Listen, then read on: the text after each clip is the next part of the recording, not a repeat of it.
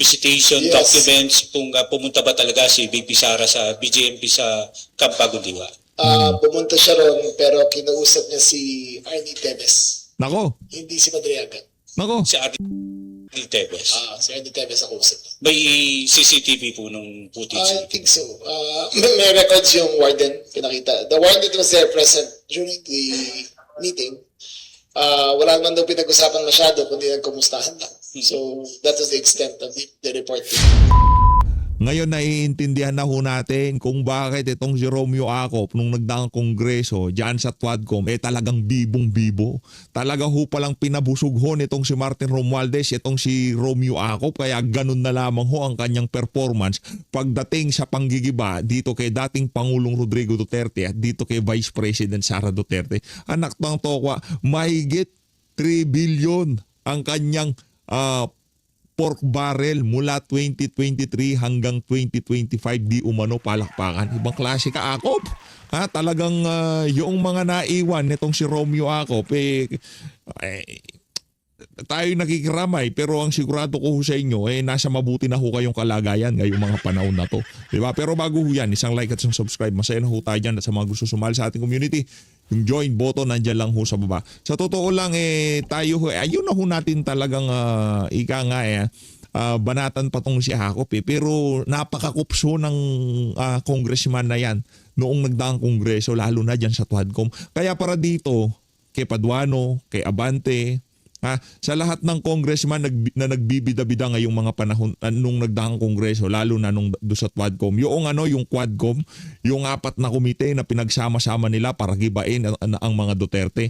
Pag kayo ay nagurgur, kagaya nitong si Acop, kung anong nakita niyong pagtanggap ng sambayan ng Pilipino sa pagkakagurgur ng mamanayan, ganyan na ganyan din ang sasapitin niyo. Lalo na dito kay Abante, anak ng tokwa, buhay ka pa nga, pinagtatawanan ka na eh. Hindi ko naman sinasabi na magurgur ka na. Hindi ko pinapanalangin yun. Pero sigurado ho tayo sa sobrang pangkukupsang ginawa nyo sa mga Duterte nung nagdaang kongreso, dyan sa Twadcom na yan, ganyan na ganyan din ang inyong sasapitin kung sakaling magurgur kayo. At dito ho sa video na to mga kababayan, meron na hong bilin. Etong si Congressman Libiste kung sakaling merong mangyari sa kanya. Ang bilin niya, kung sakaling gurgurin siya, trabahuhin siya, yung listahan nitong si Yusek Cabral mailalabas na. Sana naman hindi na tayo umabot doon sa meron pang mangyari dito kay Congressman Libiste. Kahit walang mangyari sa kanya, pera naman na sambay ng Pilipino yan . At kung dinispal ko nitong mga proponent na to, dapat malaman niya na sambayan ng Pilipino. At para doon sa naratibo nitong pambihira, ang bilis lang ho nating nagpahinga ng konti. Ang dami na hong nangyari, di ba? Para dito kay ang pangalan nito kay Madriaga. Heto na ho mga kababayan. Kasi yung kanilang narrative na nagpupunta daw sa BJMP, Camp Bagong Diwa, itong si Vice President Sara Duterte, pinapalabas sila na binibisita daw niya itong si Madriaga, na kinakausap siya, pinapakiusapan siya, wag siya magsalita laban sa kanya. Ito na. Mga argumento ng mga sinungaling, wasak ho dito. Kaso ang problema ho mga kababayan, meron na naman silang mga bagong naratibo na nakikita natin na kanilang pasusulputin sa mga susunod na araw. Usapang tebis na naman ho tayo mga kababayan. Ibang klase. BP Sara, hindi si Madriaga, si Tevez pala.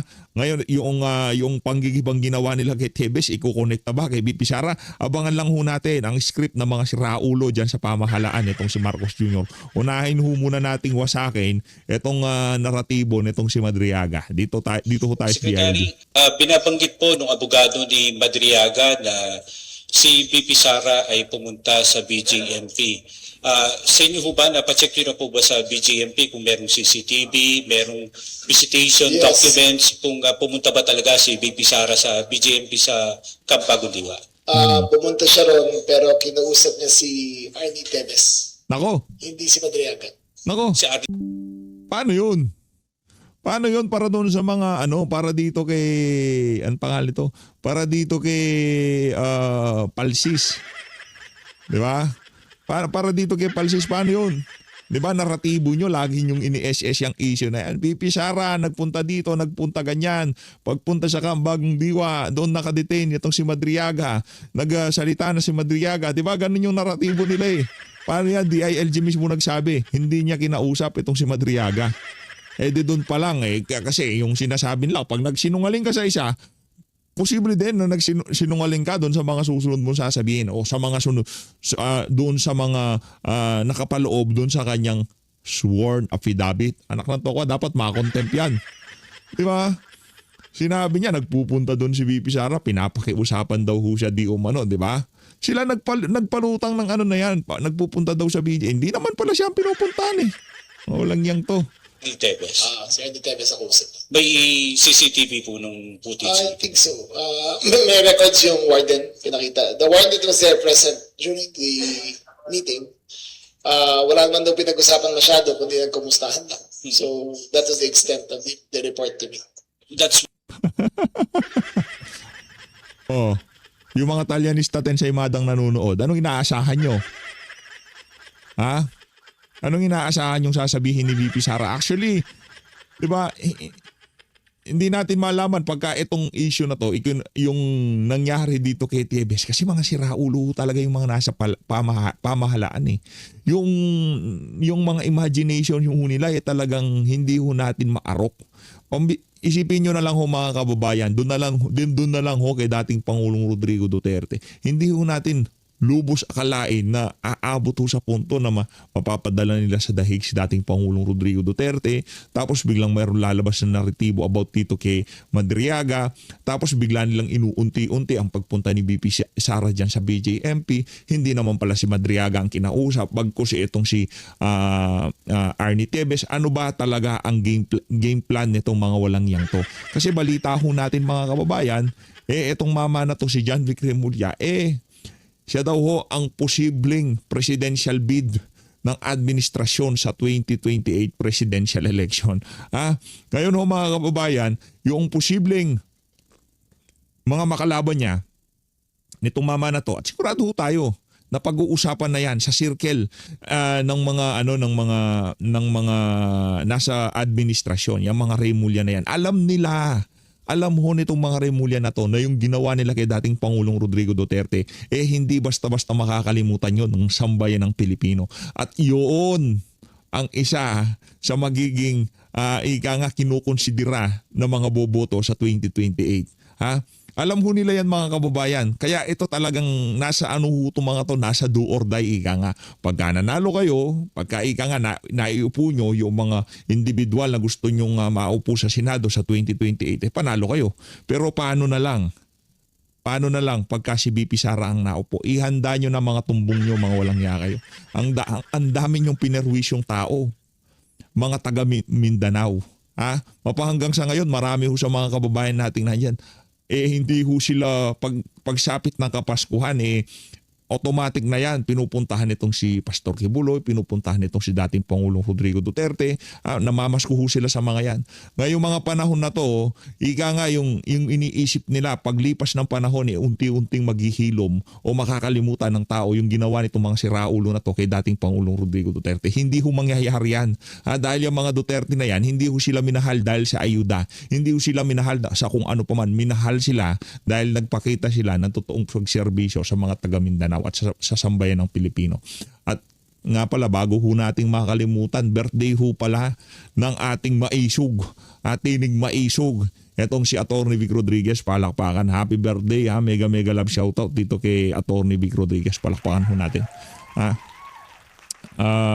Tuloy-tuloy lang, Atty. Vic. Maisog, ika nga. Ayun na nga mga kababayan, mabalik ho tayo sa ating usapan, no?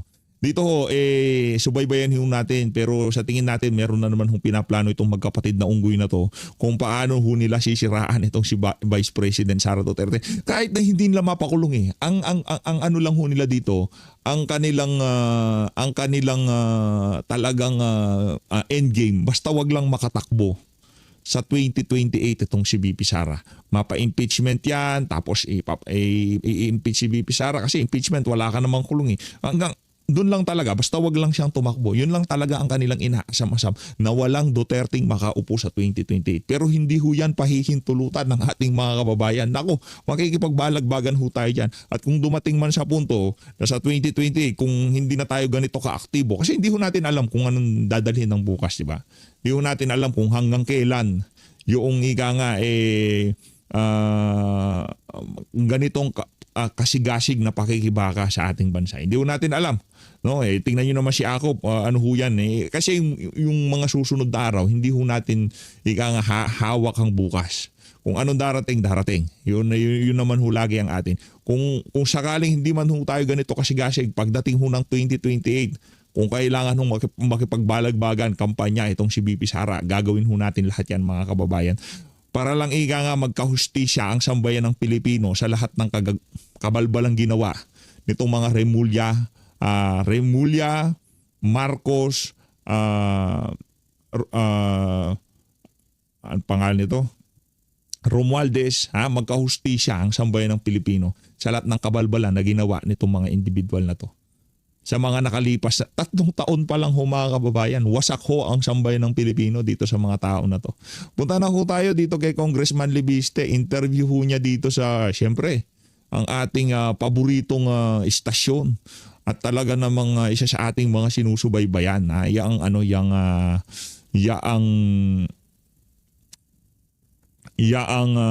DCAR 1026 News.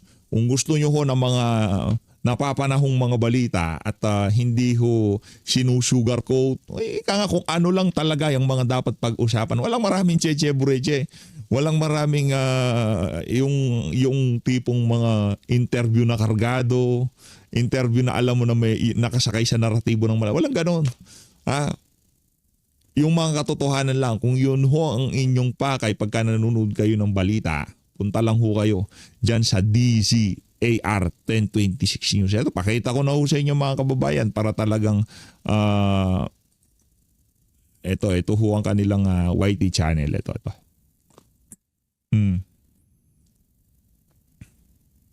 DZAR.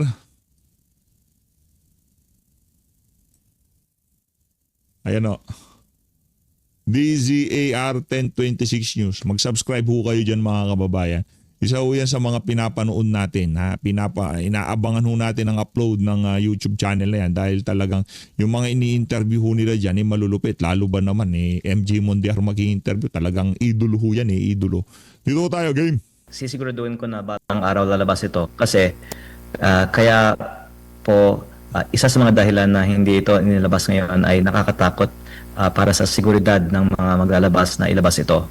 Pero kung pumanaw na ako, nagbigay po ako ng instruction na ilabas yung buong Cabral files. Po na nakuha mula kay Undersecretary Cabral, mailalabas na ba ito? Maisa sa publiko na po ba ito, Congressman?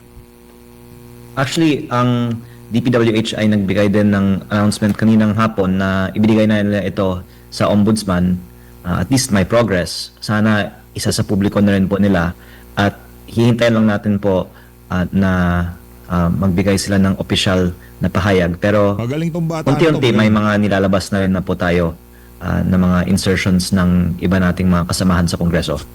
Opo, meron po kayo Madami hong galit ngayong mga panahon na to dito kay Congressman Libiste. Una na dyan, itong si Garjola. Naku, Garjola, mahiya ka naman.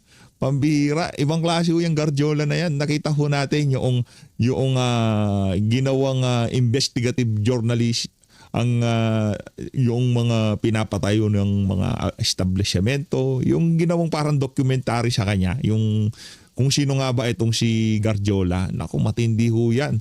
Mantakin nyo, yung isang establishmento pa lang ho niya, kayang yung kinukonsumong kuryente daw di umano, kayang magpailaw ng isang buong barangay. Kaya yung linya ng kuryente niya galing papunta doon sa kanyang establishmento, nakapasadya galing sa mismong grid ng kuryente. Ganon ho katindi mga kababayan.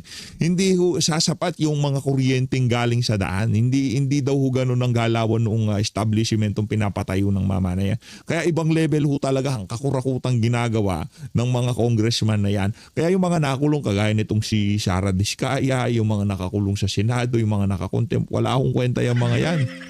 Tsaka yung pagkontempo sa kanila talagang parang parang orchestrated no, yung tipong sige dito na kayo para pag nakakontempt na kayo kung sakaling magsuoli kayo ng pera nasa witness protection program na kayo, palakbakan, di ba? Yung inihain na resolusyon na imbestigahan din po itong pagkamatay ni Undersecretary Cabral. Sakaling pahintulutan ito, maaari din bang ilabas yun doon sa mismong pagdinig? Tama po, kasi gusto man natin na ilabas kaagad ang ating mga files. Unang-una, mas maganda kung opisyal at kumpleto at may paliwanag ang pagsasapubliko nito. Kaya kung kasama ang DPWH, mas maganda para hindi na rin questionin ng iba ang ilalabas natin.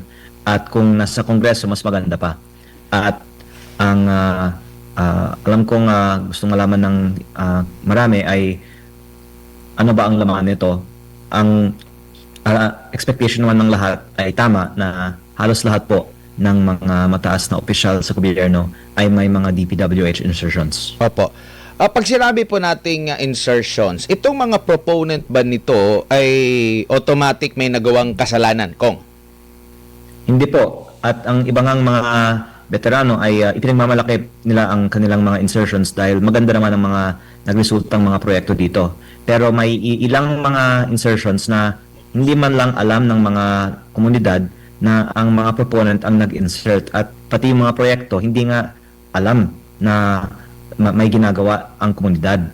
At minsan, ang mga proponent ay may kaugnayan din sa mga kontraktor na gumagawa ng mga proyektong ito. Kaya kapag may itinatago, ang suspicion ay may masama. Opo. At kung hindi natin itatago, mas maganda, yan po ay patunay na walang masama. Opo. Doon po sa listahan po, sir, meron po ba kayong rough estimate muna kung ilan nga yung nasa listahan na may insertions at listahan po ng mga proponents at maaari nyo bang maibahagi kung ilang ang percentage dito na tingin po ninyo ay merong anomalya? Sa DPWH 2025 National Expenditure Program, meron 721 billion pesos of projects at bawat isa ay may proponent ayon sa listahan ng DPWH. Sa 721B na ito, 401 billion ay proponent ang district congressman. Ito po ang tinatawagang allocable. At yung lampas dito na 320 billion ang outside allocable na iba-iba ang mga proponent. Kasama po dito ang tinatawagang leadership fund. At meron din pong mga ibang code names na ayon sa aking research ay mga pinaparte-parte sa mga kontraktor. Ang ibang mga proponent din naman ay mga secretary at undersecretary ng mga ahensya na hindi DPWH. Kaya ang lumalabas, basta ikaw po ay mataas na opisyal sa gobyerno, pwede kang humirit ng flood control project insertion. Opo. Sir, linawin ko lang, yung daan-daang mga allocables, yung mga insertions na sinasabi po, meron po ba kayong maibahagi na estimate kung ilang porsyento rito po yung possible may anomalya? Ang sinabi ni former DPWH Undersecretary Roberto Bernardo, almost 100% of bids in DPWH are rigged. Kaya ang masasabi ko, nasa mataas na pressure din po ng mga proyekto na may anomalya. At talagang bihira lang ang tunay na bidding sa DPWH. Ang question lang kung yung proponent ay may kinalaman dito dahil maaari naman na ituro lang sa mga district engineering offices ang mga anomalya. Kung makikita natin na ang mga proponent pala ay sila mismo may-ari ng kontraktor o malapit sa mga kontraktor, yun po ay posibilidad na may anomalya. Pero kailangan ito pa ng further investigation. Ang listahang ito ay hindi conclusive, pero ito po ay matulungin na simula, kaya mabuti na isa publiko para pwedeng simula ng mga investigasyon. Opo. Congressman, itong listahan po ni Yusek Cabral ay for 2025 na budget natin? Meron po siyang listahan taon-taon. Yung pinakamarami kong detalye ay tungkol sa 2025 budget kasi yun po ang mismong hiningi ko, pero meron din po akong mga nakitang iba pang mga taon. Nako, Opo. Siya lang ba ang excited ko nang makita yung allocable nitong si Jinky Luistro para doon sa mga cat's eye sa distrito niya. Yung overpriced na cat's eye na ilinagay nila, maya-maya ay pinagbabaklas nila ulit noong biglang lumabas tong. Excited na ako eh. Congressman na Diviste, kasama ho ba yung mga cat's eye nitong si Jinky Luistro? Diyan sa mga allocable na yan, itong walang hiyang congressman na to. Excited na ho talaga tayo mga kababayan. Naika nga doon na mag-hearing itong mga walang hiyang congressman na to. Sama-sama sila nila ako. Diba? Sama-sama sila nila ako. Ganun naman talaga. Ganito lang naman ho kasimplihan mga kababayan. Tanggapin ho natin ang katotohanan na especially dito sa mga dito sa mga congressman na to. Lahat naman tayo, wala naman matitira sa atin dito. Lahat tayo pupunta dyan. Una-unahan lang. Nauna itong si Akop, nataong napakatindi ng pagkukups niya nung nagdaang kongreso. Kaya, imbis na kalungkutan ng ating mga kababayan, marami pa sa mga nakabalita ng nangyari na yan kay Akop. Hindi ko naman sinabing nagsasaya sila o na natutuwa sila. Pero yung reaksyon nila, hindi angkop na reaksyon pagka merong namamaya pa, di ba? Iba ho yung dating ng ating mga kababayan dito sa nangyari na to kay Akop. Tayo naman, hindi naman ho tayo natutuwa, pero hindi rin naman ho tayo nalulungkot. Normal, ganun lang naman ho yun mga kababayan. Hindi tayo natutuwa, pero hindi rin ho tayo nalulungkot. merong ganitong klase ng listahan? Kasi una sa lahat, wala na si Akop. Alam na rin niya yung kanyang credibility. Pagkatapos ng Quadcom, tapos na rin ho.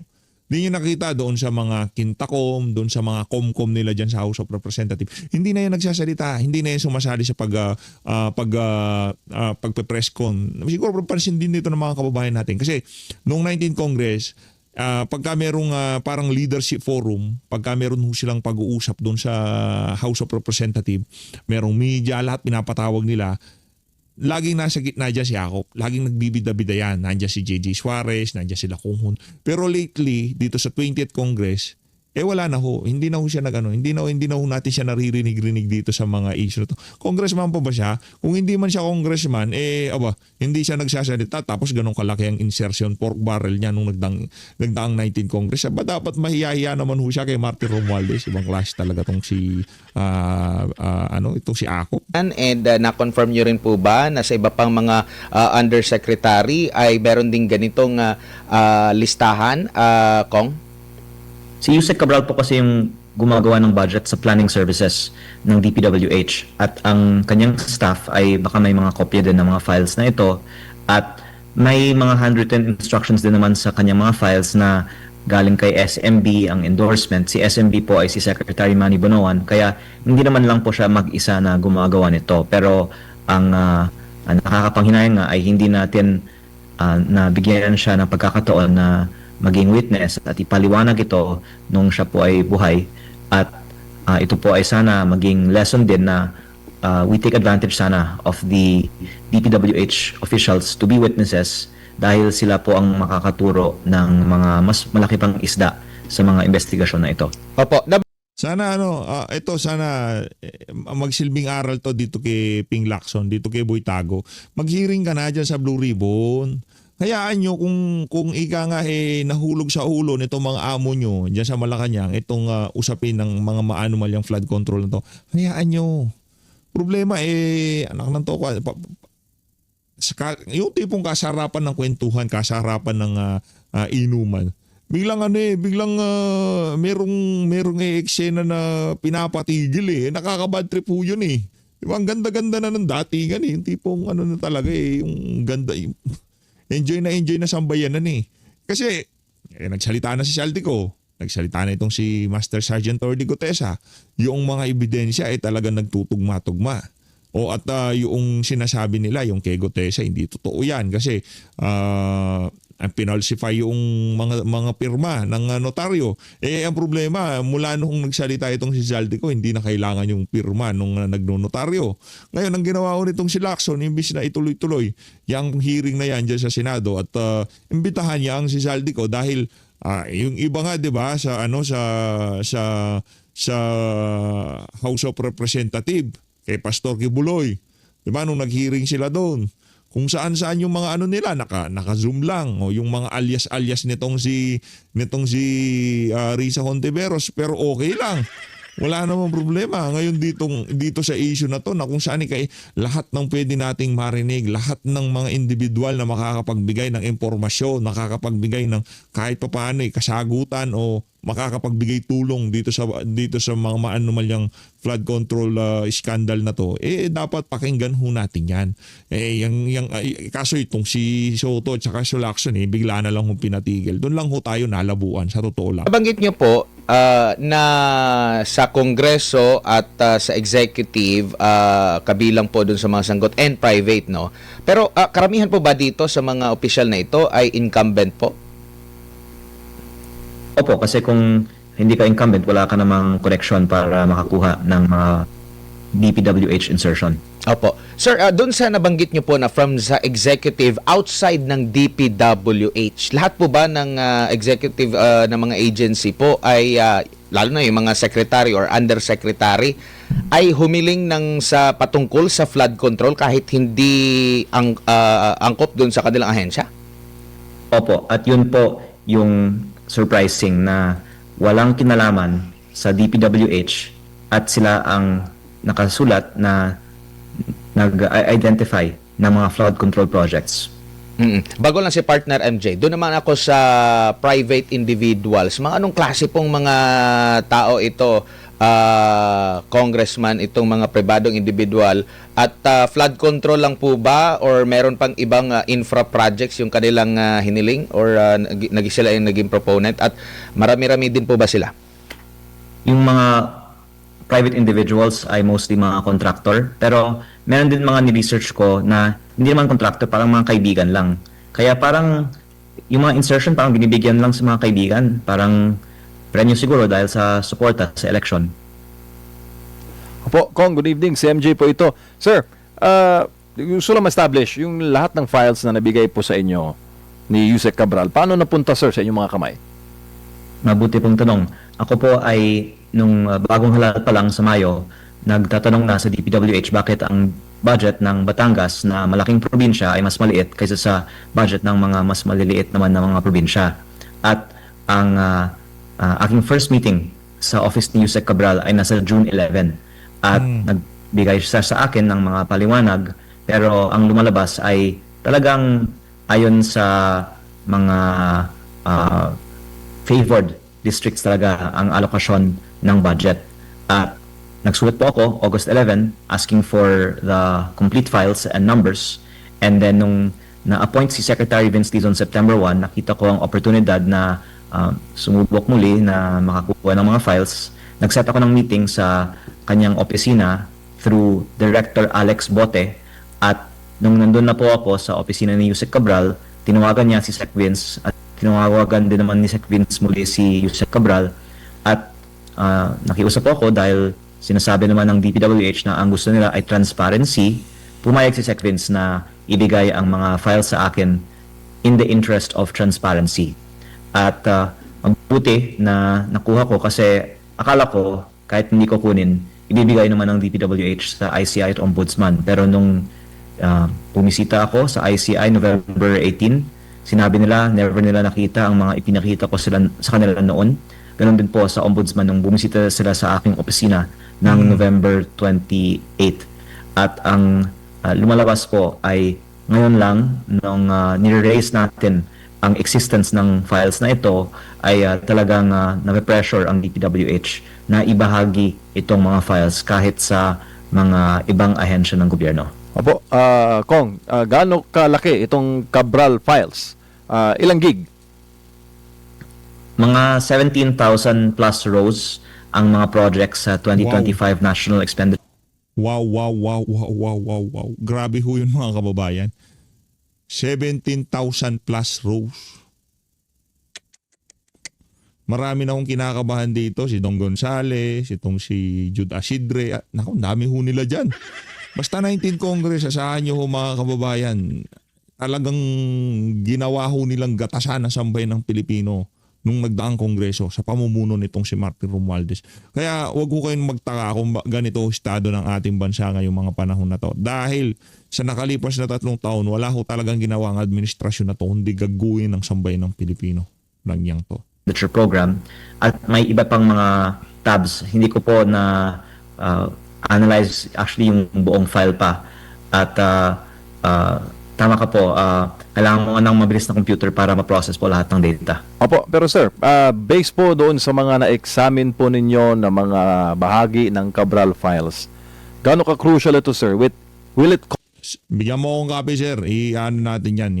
Ipapa-analyze natin yan sa AI. Mabilis lang yan. No, i-feed mo sa kanya lahat nung laman nung dokumento. Tapos mo lang, ibigay mo lang lahat ng pangalan ng mga congressman, tapos ilalagay niya na lahat, no? Magkano, saan, sino, 'di ba? Kailan, 'di ba? Yung mga ano yung mga ni-note nitong si Cabral, birayari sila dito. Anong Petrang Garapata. Dapat ho talaga maisya publiko na yan. Yun na lang yung natin. Kumbaga FOI natin, 'di ba? Yan yung FOI natin. Isa publiko, kahit sino pwedeng mag-download, kahit sino pwedeng mag-analisa, pwedeng pwedeng mag-download, pwedeng mag-analisa, pwedeng mag-publish, pwedeng pag-usapan yung mga dokumento na yan. Unfair na naman ninakaw nila pera ng sambayanan. Pero buti na lang, meron ho tayong Congressman Libiste na napagbigyan nitong si Cabral ng mga dokumento na yan. Paano na lang kung walang batang ganito katapang, di ba? Yan ho talaga. Yan ho talaga, sila ho talaga ang mga young guns. Pangit, parang ang baduy, no? Hindi ho sila young guns. Sila ho yung mga bagong sibol na congressman na may paninindigan. Yan. cost the administration more of its political capital? I think yung maganda dito, imposible siyang inimbento lang. Kasi imposible napakadaming impormasyon na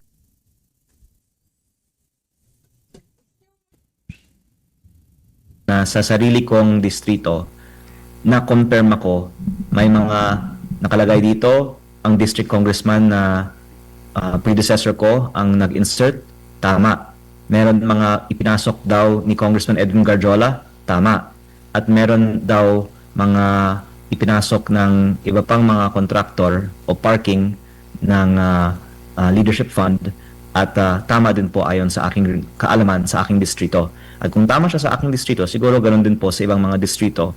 Kaya ito po ay hindi naman conclusive pero magbibigay ng basehan for further investigation na hindi lang imbento itong perception na marami sa gobyerno ay may mga insertion sa DPWH budget at siguro magiging basehan na talagang seryosohin natin ang mga aligasyon ng mga DPWH insertions beyond just congressmen and senators. Opo, sa series of video ni former colleague po ninyo, Zaldico, sinabi niya, dinamit niya ang pangalan ni Presidente at ng unang ginang Liza Araneta Marcos. Sa mga files, sir, na inyo pong as far as ng mga files po na inyo nakita sa Cabral files, masasabi ba na alam ng Malacanang itong nangyayaring galawan sa pambansang pondo, Congressman? Actually, if I may share, sir, kaya ang move ko ay hilingin kay Secretary Vince at sa DPWH na isa publiko ang mga files na ito kung wala naman po silang itinatago. Kaya ang sagot po sa inyong tanong, tingnan po natin kung isa sa publiko po nila ang mga files na ito. Opo, parang abangan ang susunod na kabanata. Pero Kong, yung nabanggit po niyo kanina si SMB, Secretary Manuel Bonoan, based rin po sa mga files na inyo pong nakita, masasabi niyo po ba na malaking kinalaman talaga o malaking impormasyon ang may babahagi ng dating kalihim ng DPWH kung siya magsasalita sa issue na ito? Siyempre dahil siya po ang dating head ng agency na ito, pero ang actually binanggit sa akin ni ICI Commissioner Rogelio Singson, sa tingin niya mas malaming alam si Yusek Cabral kaysa kay Secretary Bonoan. Kaya nakakalungkot na hindi si Yusek Cabral ginawang state witness at binigyan nga ng pagkakataon na ipaliwanag ang mga files na ito. Pero I guess next to her is Secretary Bonoan. And I hope lang po that he will be protected and sana hindi po magkakaroon ng iba pang mga trahedya sa mga dating opisyal ng DPWH. Kaya din sir, nakakatakot na sumagot sa inyong mga tanong kung sino ang mga matataas na opisyal sa mga listahang ito kasi syempre iniisip din natin ang ating seguridad. Pero ang I think speculation ng publiko ay well-founded kasi kung wala naman po ang mga matataas na opisyal sa mga budget insertions, bakit po talagang itinatago ang mga insertions na ito? Sir, pag walang go signal ang DPWH, si Secretary Vince, ano ang inyong Hihintayin ko po kung yung iba nating mga kasamaan sa Kongreso ay manawagan din na isa publiko natin kasi kanina lang sabi ni Congressman Terry Redon na ilabas na natin ang listahan.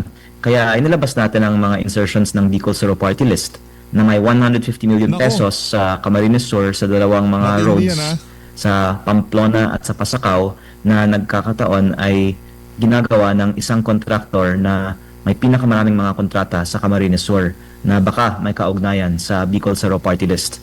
At ito po ay isang halimbawa lamang ng laman ng files na ito at kung ang iba pang mga kaibigan natin sa Kongreso ay manawagan na isa publiko ang kanilang mga insertions, then ilalabas natin po ang kanilang mga insertions. Sir, bago lang ulit si Partner Admar, yung mga staff ng office ni former Yusek Cabral, sila po ba'y dumulog sa inyo, sir, humingi ng tulong? Hindi po. At ako po ay naaawa actually sa kanila kasi sila naman po ay mga simpleng empleyado ng gobyerno pero ngayon hawak nila ang napaka-importanting impormasyon at kung ano yung pressure kay Yusek Cabral, baka to some extent ganoon din po sa kanila ngayon. So, this is really serious matter and it's, I hope also why the public can understand bakit hindi namin gustong basta-basta biglang ilabas ito. Kasi kahit noon buhay si Yusek Cabral, iniisip ko kung ilalabas lahat ng mga files na ito, baka kung anong mangyari sa kanya. At nangyari nga po yun last week. Kaya sana po, in any case, maproteksyonan natin ang seguridad ng mga staff ni Yusek Cabral. Opo, Kong, si Admar po ulit. Tanong dito ng ating mga kababayan, dito sa listahan ba na may hawak po kayo itong galing kay Cabral ay may malalaman na ba yung mga big fish o talaga yung pasimuno po dito sa naging sistema po dyan po, Kong? Yung 401 billion na allocable, hindi yun sikreto kasi alam naman natin yung mga district congressman ay may hawak ng certain amount of their district's budget. Pero yung 320 billion na outside allocable, kasama po doon ang mga projects na nakatag dito as leadership. Kaya hindi necessarily lahat po ng mga additional budget ay nakapangalan. Pero may mga codes na baka kung may House inquiry on DPWH budget insertions, pwede nating tignan, okay, lahat ng mga proyekto dito na nakatag as leadership, ano yung pattern, no? Ano yung findings natin? At sana malalaman sa investigasyon na yon sino yung big fish behind the leadership fund insertions. Opo, yung bang files na pinakita na kamakailan ni Congressman Zaldico, halos ganun din po ba? May nakita rin po ba kayong magkakapareho, Kong? Actually, gusto ko lang pong linawin sa inyong viewers na ang file ni Congressman Zaldico ay BICAM insertion, 81 billion sa DPWH. At yung file ni Yusek Cabral ay net mula sa DPWH pa lang, 721. Ang naging total budget ng DPWH sa 2025 ay 1 trillion. At ang mga insertions therefore ni Kong Zaldico ay wala sa DPWH net. Yun ay dinagdagan lang sa dulo. Sa sarili kong distrito, meron 1 billion naman na kasama sa listahan ni Kong Zaldico. At yun po ay isang proyekto na talagang maanomalya kasi hindi siya ni-request ng barangay. Konti lang ang tao doon. Actually, nasa private property. Itong 1 billion pesos slope protection project, yung bundok po, nilagyan ng netting. At ang lumalabas ay ito ay project na pinili sa job para pagkakitaan. At may ganyang klase mga proyekto din sa net insertions ng DPWH.